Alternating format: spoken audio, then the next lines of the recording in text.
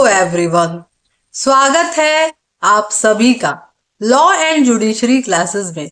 मैं शिवांगी गुप्ता स्वागत करती हूं आप सभी का आपके अपने इस यूट्यूब चैनल पे। कैसे हैं आप सभी? उम्मीद करती हूं आप सभी बहुत अच्छे होंगे और अपनी पढ़ाई को बहुत अच्छी तरीके से जारी रख रहे होंगे। आज हम बात करेंगे मौखिक साक्ष्य के बारे में और दस्तावेजी साक्ष्यों के बारे में और जानेंगे कि कैसे कैसे एमसीक्यू बनाए जाते हैं हमारे इस टॉपिक से और इस चैप्टर से। ये हमारा संभवतः ये जो चैप्टर होने वाला है हमारा वो चैप्टर नंबर 4 और 5 होने वाला है। ठीक है, चैप्टर नंबर 4 है आपका मौखिक साक्ष्य के बारे में और दस्तावेजी साक्ष्य के बारे में चैप्टर नंबर 5 है। और चैप्टर नंबर 4 हमारा 45 से 55 है और चैप्टर नंबर 5 जो है आपका 56 से लेकर के आपका 73 तक का है। यानी कि आज हम लोग कहां से कहां तक का सेक्शन कवर करने वाले हैं, तो हम लोग 54 से लेकर के 73 तक के सेक्शन को पूरी तरीके से कवर करने वाले हैं और देखने वाले हैं कि किस किस टॉपिक से कैसे कैसे एमसीक्यू बनाए जाते हैं, है ना। तो चलिए बिना किसी देरी के अपने क्लास को हम लोग शुरू करते हैं। लेकिन उसके पहले अगर आपने वीडियो को लाइक नहीं करा है तो कर लीजिए, चैनल को सब्सक्राइब नहीं करा है तो सब्सक्राइब कर लीजिए और बेल आइकन को प्रेस कर लीजिए ताकि जब भी वीडियो आए समय समय पे उसका नोटिफिकेशन आपको मिल जाए, है ना। और साथ ही साथ वीडियो को ज्यादा से ज्यादा लोगों को शेयर करिए ताकि और भी लोग जुड़ सके हमारे इस चैनल से, है ना। तो चलिए बिना किसी देरी के अपने क्लास को हम लोग शुरू करते हैं। वीडियो शुरू करने से पहले एक जरूरी चीज, अगर आपको मेरे साथ जुड़ करके पढ़ना है तो बिल्कुल पढ़ सकते हैं। और इसके लिए जो है बहुत सारे बैचेस चलाए जाते हैं, जैसे कि आपके एलएलबी के सेमेस्टर के लिए, ठीक है, रिकॉर्डेड बैच चलाए जा रहे हैं जो मात्र 1000 रुपए में है। और अगर उसका केवल और केवल आपको पीडीएफ लेना है सेमेस्टर का, एक सेमेस्टर का, तो मात्र 500 रुपए में फीस। और अगर आपको मेरे साथ 1 to 1 पढ़ना है एलएलबी के सेमेस्टर के लिए तो उसकी कीमत 5000 रुपए है। ठीक है, 5000 रुपए रखी गई है, चाहे आप ऑनलाइन पढ़े या ऑफलाइन। ठीक है, वैसे ही यूपी एपीओ जुडिशरी की मंथली बैचेस चलाए जाते हैं मात्र 700 रुपए में। और अगर आपको यूपी एपीओ के लिए केवल प्री को टारगेट करते हुए पढ़ना है तो उसकी कीमत मात्र 5000 रुपए रखी गई है, जिसमें हम लोग पूरी तरीके से सारे पांचों जो आपके पेपर हैं उसको कवर करेंगे, प्लस जीके जीएस को भी कवर करेंगे। ठीक है, और अगर आप यूपी पीसीएस, स्टेट पीसीएस या यूपी एसआई, आरओ के लिए पढ़ना चाहते हैं लॉ के पेपर या जीएस, तो उसकी भी फीस मंथली मात्र 500 रुपए रखी गई है। कॉन्टैक्ट नंबर यहाँ दिया गया है। ठीक है, तो आप क्लास से जुड़ सकते हैं और पढ़ सकते हैं। ठीक है, तो यही एक छोटी सी इंफॉर्मेशन देनी थी मुझे आप लोगों को। तो सबसे पहले देखा जाए तो हमारा पहला क्वेश्चन क्या कह रहा है। पहला क्वेश्चन हमारा मौखिक साक्ष्य से रिलेटेड होने वाला है, जो कि ये हमारा चैप्टर कौन सा है, यही तो क्वेश्चन है ना। तो चैप्टर हम नहीं बताएंगे, ठीक, क्योंकि वो आप बताएंगे। सेक्शन कहां से कहां तक है? 54 से 55 तक। पूछ क्या रहा है क्वेश्चन नंबर पहला, कह रहा है कि बीएसए का कौन सा अध्याय मौखिक साक्ष्य के से प्रावधानों से संबंधित है। कौन सा है? अभी हम लोग देखे थे, है ना, स्टार्टिंग में, तो चैप्टर नंबर 4। चलिए नेक्स्ट।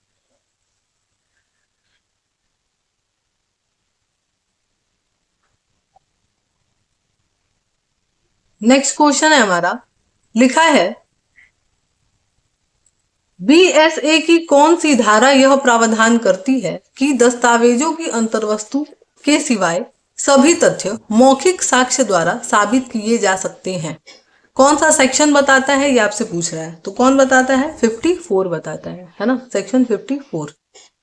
नेक्स्ट है, लिखा है कि दस्तावेजों की अंतर्वस्तु के सिवाय सभी तथ्य साबित किए जा सकते हैं। कैसे? तो कैसे किए जाएंगे बताइए? मौखिक तरीके से, है ना। नेक्स्ट लिखा है सेक्शन 55 के तहत मौखिक साक्ष्य सभी मामलों में होने चाहिए। कैसे होने चाहिए? तो प्रत्यक्ष होने चाहिए, ठीक है, प्रत्यक्ष। नेक्स्ट लिखा है एच कहता है कि वाई ने उसे बताया कि ए ने बी को मार डाला। अब ये कैसा साक्ष्य है? तो ये कैसा है? अनुसूत साक्ष्य है ना, सुनी सुनाई बातें। नेक्स्ट लिखा है कि प्रत्यक्ष साक्ष्य क्या है इसमें से, है ना, आपसे पूछ रहा है, या कौन कौन सा है जो प्रत्यक्ष साक्ष्य के रूप में प्रयोग में लाया जा सकता है। तो पहला लिखा हुआ है कि दिए गए साक्ष्य जहां साक्षी प्रत्यक्ष तौर पे विवादक मुख्य तथ्य या अन्य तथ्यों के बारे में अपने स्वयं के ज्ञान से कुछ कहता है, तो ये तो सही है ना। दूसरा क्या कह रहा है? वह जो किसी अन्य तथ्य के साक्ष्य के हस्तक्षेप के बिना विवादित तथ्य को साबित करता है, तो दूसरा भी ठीक है। तीसरा कह रहा है अन्य साक्ष्यों के समर्थन की आवश्यकता होती है। नहीं, जहां भी समर्थन की आवश्यकता होती है वो जो है प्रत्यक्ष नहीं रहेगा। चौथा क्या कह रहा है? जब मुख्य तथ्य या फैक्टम प्रोबेंडम साक्षियों द्वारा वस्तुओं या दस्तावेजों को प्रत्यक्षतः प्रमाणित किया जाता है, तो चौथा भी ठीक है। यानी कि क्या हो जाएगा हमारा? पहला, दूसरा और चौथा जो है क्या है? सही है, ठीक है। नेक्स्ट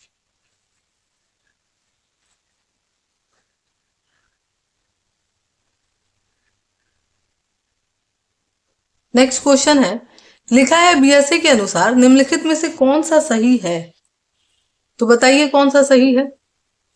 तो ऑप्शन नंबर जो बी है वो हमारा सही है, जो कहता है दस्तावेजों की अंतर्वस्तु के सिवाय सभी मौखिक साक्ष्य द्वारा साबित किए जा सकते हैं। यानी कि जो डॉक्यूमेंट्री है उसको आप बोल करके साबित नहीं करेंगे, उसके अलावा जो चीजें हैं उसको आप मौखिक रूप से साबित कर सकते हैं। नेक्स्ट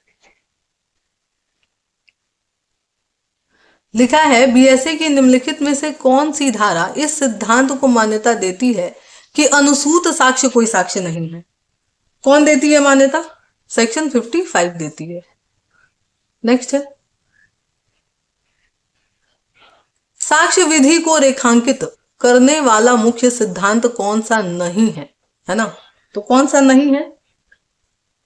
कि अनुसूत साक्ष्य को स्वीकार किया जाना चाहिए। भाई ये तो कहता है ना कि नहीं किया जाना चाहिए, वो तो एक्सेप्शन है इसका, है ना। नेक्स्ट दस्तावेजी साक्ष्य के बारे में प्रावधान कहां से कहां तक दिया गया है? तो 56 से लेकर के 93। लेकिन हम लोग आज पूरा सेक्शन कवर नहीं करेंगे। हम लोग कहां से कहां तक कवर करेंगे आज? तो जैसा कि मैंने वीडियो के स्टार्टिंग में ही बताया है कि 54 से लेकर के 73 तक के, है ना, प्रोविजन को हम लोग कवर करने वाले हैं, ठीक है।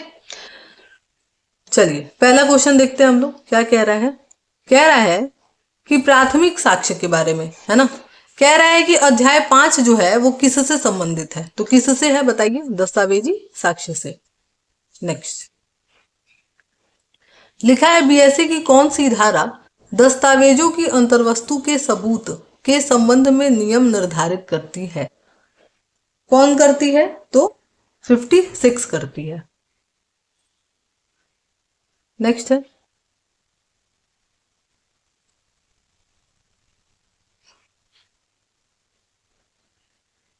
लिखा है किसी दस्तावेज की अंतर्वस्तु को साबित किया जा सकता है किससे? तो प्राथमिक या द्वितीयक साक्ष्य से। नेक्स्ट लिखा है बीएसए के सेक्शन 57 संबंधित है किससे संबंधित है? तो प्राथमिक साक्ष्य से संबंधित है, ठीक है, 57। नेक्स्ट लिखा है 57 में कितने स्पष्टीकरण हैं? तो 7, है ना। देखिए 57 लिखा है तो कितने हैं? 7 स्पष्टीकरण, ठीक। नेक्स्ट लिखा है प्राथमिक साक्ष्य का अर्थ है और इसमें शामिल है। क्या शामिल है ये आपसे पूछ रहा है। तो मूल दस्तावेज स्वयं न्यायालय के निरीक्षण में प्रस्तुत किया गया, नेक्स्ट है, निम्नलिखित में से कौन सा प्राथमिक साक्ष्य है ना?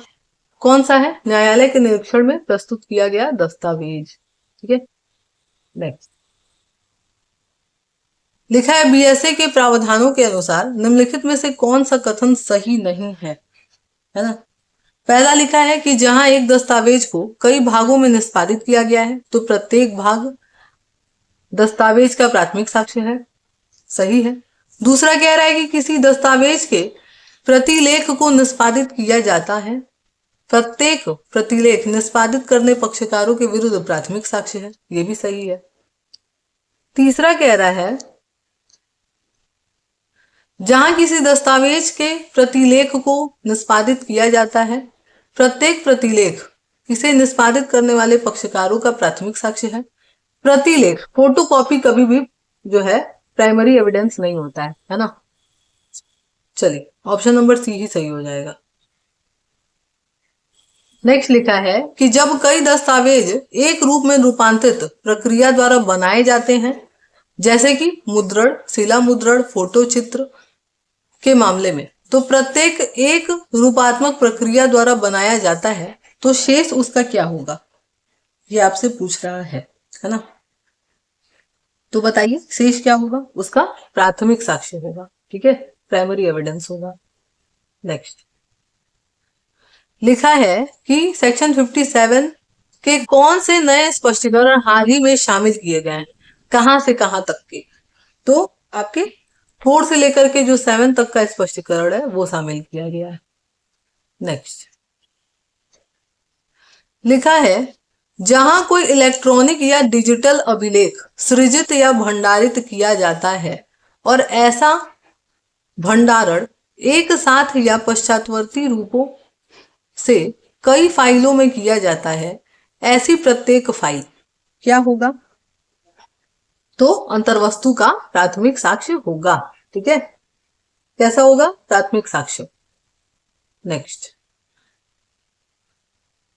लिखा है जहां कोई इलेक्ट्रॉनिक या डिजिटल अभिलेख सृजित या भंडारित किया जाता है और ऐसा भंडारण एक साथ या पश्चातवर्ती रूपों में से कई फाइलों में किया जाता है, ऐसी प्रत्येक फाइल प्राथमिक साक्ष्य होती है।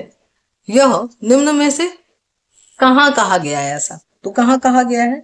स्पष्टीकरण नंबर 4 में कहा गया है। ठीक है, नेक्स्ट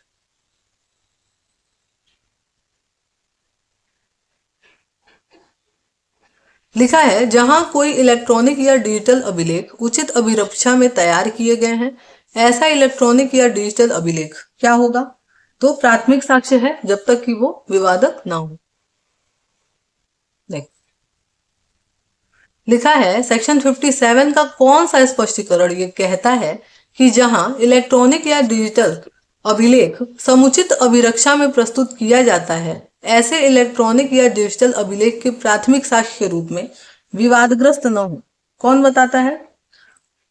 स्पष्टीकरण नंबर 5 बताता है। नेक्स्ट लिखा है जहां एक वीडियो रिकॉर्डिंग को एक साथ इलेक्ट्रॉनिक प्रारूप में भंडारित किया गया है और किसी अन्य या व्यक्ति को पारेषित या प्रसारित या अंतरित किया जाता है, तो प्रत्येक भंडारित या रिकॉर्डेड प्राथमिक साक्ष्य होगा। अब ये कौन बताता है आपको? तो कौन बताता है? आपका स्पष्टीकरण नंबर 6 बताता है। नेक्स्ट लिखा है जहां की किसी इलेक्ट्रॉनिक या डिजिटल को अब कंप्यूटर साधन में कई भंडारण स्थानों में भंडारित किया जाता है और स्थायी फाइलें सहित, ऐसा प्रत्येक स्वचालित भंडारण प्राथमिक साक्ष्य है। ये कौन बताता है? तो स्पष्टीकरण नंबर 7 बताता है। नेक्स्ट लिखा है एक दस्तावेज को साबित किया जा सकता है। कैसे? तो इसे न्यायालय के समक्ष प्रस्तुत करके। ठीक है, कहा? न्यायालय के समक्ष प्रस्तुत करके जो है साबित किया जा सकता है। क्लियर है? चलिए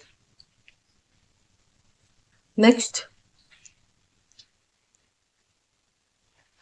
लिखा है निम्नलिखित में से कौन प्राथमिक साक्ष्य नहीं है? कौन नहीं है? तो मूल की तुलना की गई प्रतियां। नेक्स्ट लिखा है कि निम्नलिखित में से कौन प्राथमिक साक्ष्य नहीं है? कौन नहीं है? तो मूल से तुलना की गई प्रतियां नहीं है। नेक्स्ट है लिखा है बीएसए की कौन सी धारा यह प्रावधान करती है कि दस्तावेज की अंतर्वस्तु को प्राथमिक साक्ष्य द्वारा साबित किया जाएगा? कौन बताता है? 59 बताता है। नेक्स्ट है लिखा है निम्नलिखित में से कौन सा अभिकथन सही है? कौन सा सही है अभिकथन बताइए। तो प्राथमिक साक्ष्य का अर्थ है न्यायालय के समक्ष प्रस्तुत किया गया दस्तावेज। नेक्स्ट अब हम लोग देखेंगे किसके बारे में? द्वितीयक साक्ष्य के बारे में। लिखा है निम्नलिखित में से कौन द्वितीयक साक्ष्य से संबंधित है? कौन है? सेक्शन 58। नेक्स्ट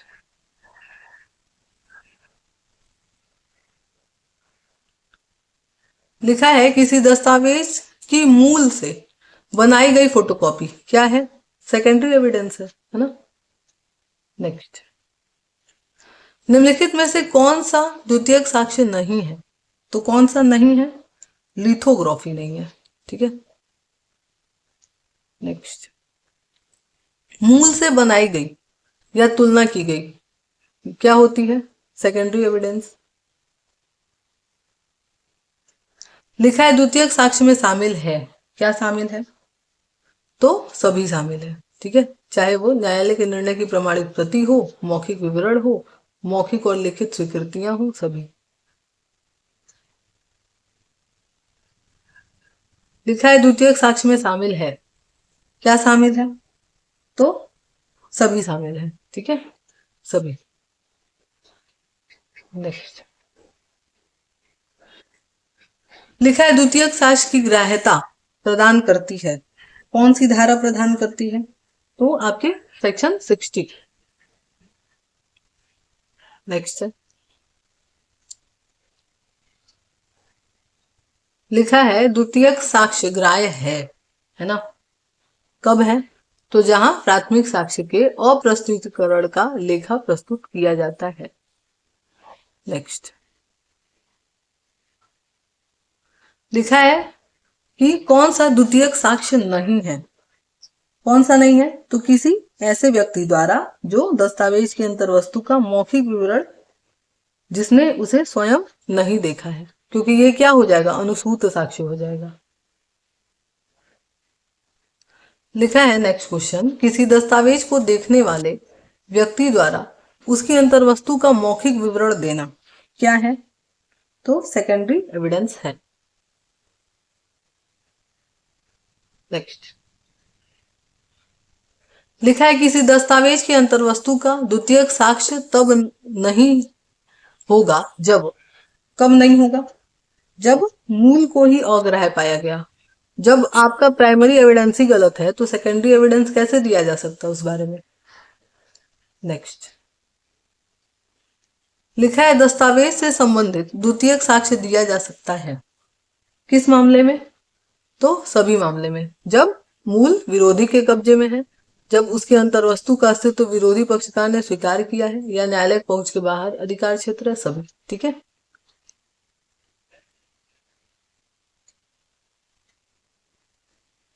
अब हम लोग पढ़ेंगे इलेक्ट्रॉनिक अभिलेख के बारे में। क्या लिखा है कि बीएसए की कौन सी धारा यह प्रावधान करती है कि इस अधिनियम का कोई भी भाग इस आधार पर साक्ष्य में इलेक्ट्रॉनिक या डिजिटल अभिलेख की ग्राह्यता से इनकार नहीं करेगा कि यह एक इलेक्ट्रॉनिक या डिजिटल अभिलेख है। कौन बताता है? सेक्शन 61 बताता है। नेक्स्ट है बीएसए की कौन सी धारा प्रावधान करती है कि इलेक्ट्रॉनिक अभिलेख की अंतर्वस्तु को सेक्शन 63 के प्रावधानों के अनुसार साबित किया जा सकता है? कौन बताता है? सेक्शन 62 बताता है। ठीक है, सेक्शन 62 बताता है इस बारे में। नेक्स्ट लिखा है बीएसए की किस धारा में इलेक्ट्रॉनिक अभिलेख की ग्राह्यता से संबंधित प्रावधानों का उल्लेख है? कौन बताता है? तो 63 बताता है। नेक्स्ट है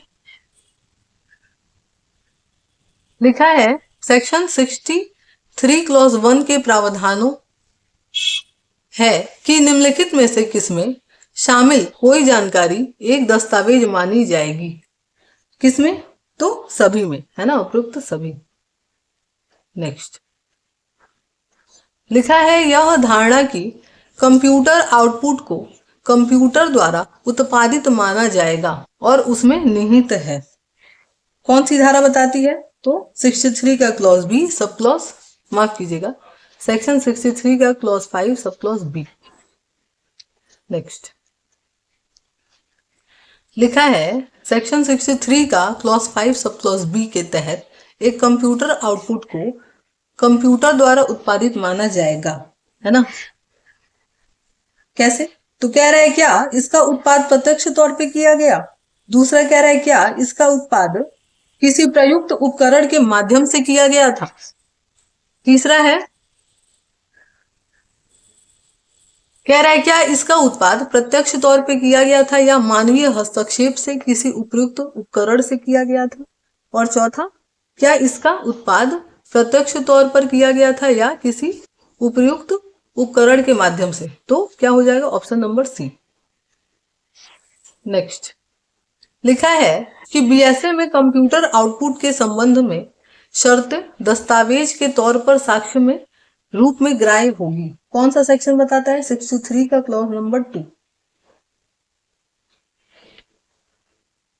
नेक्स्ट है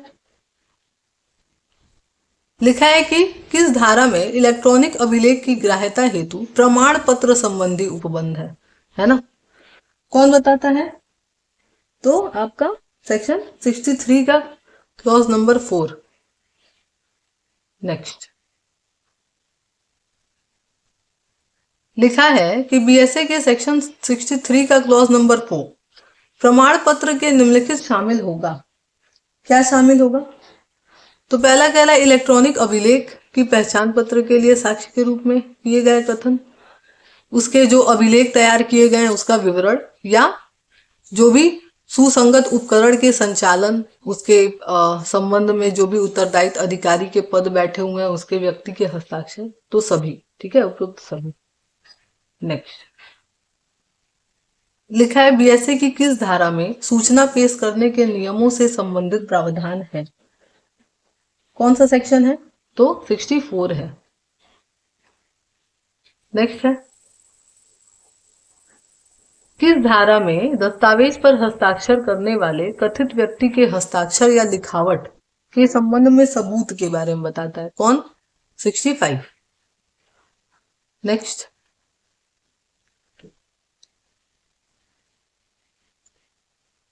लिखा है बीएसए की अंतर्गत इलेक्ट्रॉनिक हस्ताक्षर के संबंध में सबूत कौन बताता है? सेक्शन 66 बताता है।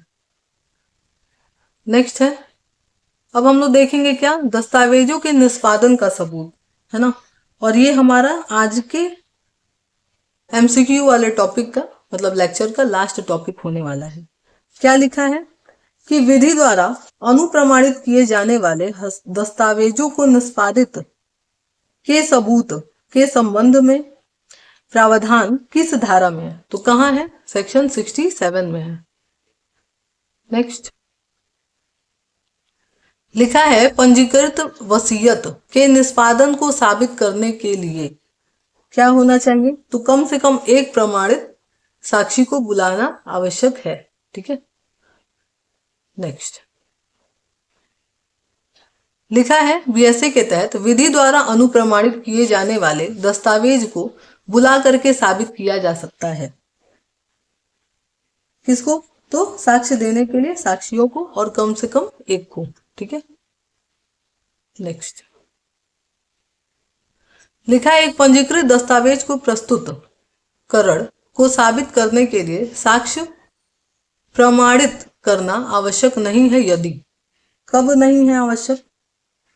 जब पंजीकृत दस्तावेज एक विक्रय विलेख है या दान का है ना। केवल वसीयत वाला रहेगा ना तभी साबित करने की जरूरत है, इन दोनों में नहीं, ठीक है। तो ऑप्शन नंबर डी। नेक्स्ट लिखा है कि किस धारा में कोई अनुप्रमाणक साक्षी न पाए जाने पर सबूत दिया गया, है ना। ये कौन सी धारा में है? तो सेक्शन 68 जो है इसके बारे में बताता है। ठीक है, सेक्शन 68। नेक्स्ट है,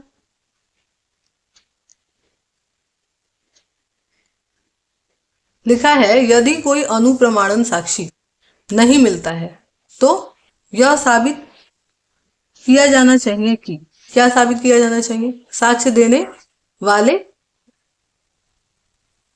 एक साक्षी का प्रमाणन कम से कम उसकी लिखावट में या दस्तावेज के निष्पादन करने वाले व्यक्ति के हस्ताक्षर के व्यक्ति की लिखावट में होते हैं, है ना। तो ए और बी दोनों ही सही है।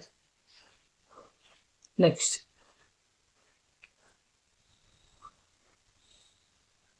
लिखा है कि निम्नलिखित में से किस दस्तावेज को एक अनुप्रमाणन साक्षी द्वारा अनिवार्य रूप से साबित करने की आवश्यकता होगी भले ही इसके निष्पादन से इनकार कर दिया गया हो? तो कब? वसीयत के मैटर में। ठीक है, नेक्स्ट, लिखा है बीएसए की किस धारा में अनुप्रमाणित दस्तावेजों के पक्षकार द्वारा निष्पादन की स्वीकृति से संबंधित प्रावधान है? कौन सा धारा है? तो सेक्शन 69 है। नेक्स्ट है, लिखा है किस धारा में साक्षी द्वारा निष्पादन से इनकार करने पर सबूत देने से संबंधित प्रावधान दिया गया है? कहाँ दिया गया है? धारा 70 में। नेक्स्ट है, बीएसए की किस धारा में ऐसे दस्तावेज के सबूत से संबंधित उपबंध है जिसे अनुप्रमाणन करना विधि द्वारा आवश्यक नहीं है? कौन सी धारा बताता है? सेक्शन 71 बताता है। नेक्स्ट,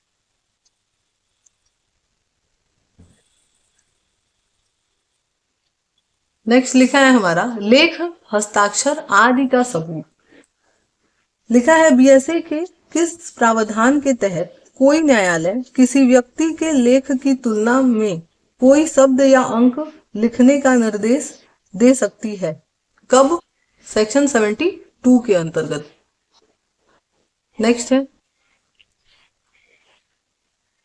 बीएसए की किस धारा के तहत न्यायालय स्वयं किसी व्यक्ति के लेख की तुलना कर सकता है? किस धारा में? तो सेक्शन 72 में। नेक्स्ट है,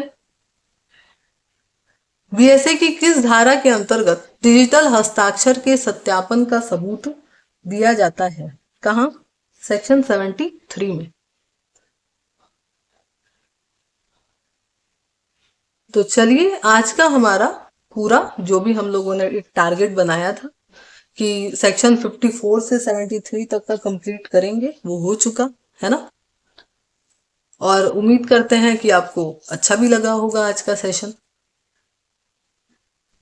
तो चलिए, उम्मीद है आज का एमसीक्यू वाला लेक्चर आपको पसंद आया होगा। अगर पसंद आया है तो वीडियो को लाइक जरूर करिएगा। चैनल को सब्सक्राइब नहीं किया है तो सब्सक्राइब कर लीजिए और बेल आइकन को प्रेस कर लीजिए ताकि जब भी वीडियो आए समय समय पे उसका नोटिफिकेशन आपको मिल जाए। साथ ही साथ वीडियो को ज़्यादा से ज़्यादा लोगों को शेयर करिए। जुड़े रहिए, बने रहिए अपने क्लास से और देखते रहिए हमारे इस सेशन को, है ना। तो चलिए मिलेंगे नेक्स्ट क्लास में।